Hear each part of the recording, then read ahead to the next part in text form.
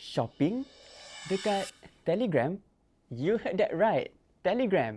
App yang dulu tempat chat je, sekarang dah jadi tempat shopping baru untuk Gen Zs. Telegram sekarang ada macam-macam thrift channel. Dari Y2K fits, streetwear sampai ke pre-love gems. Dan macam mana ia berfungsi, sellers akan buat drop. Siap dengan teasers and countdowns. Tapi, here's the catch. Siapa lambat, dia tak dapat. Bila drop start, memang kecoh. Chat terus meletup. Barang pun hilang dalam beberapa saat. Macam mini konsert, tapi untuk baju. Best part, semua dari the comfort of your own room.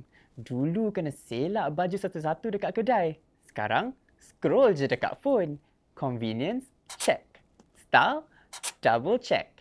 Tapi, it's more than just shopping. Bagi ramai anak muda, ini cara mereka express diri dan connect dengan community yang sama vibe. Interesting kan? Korang sendiri pernah try tak? Any trends korang tengah obsessed with sekarang?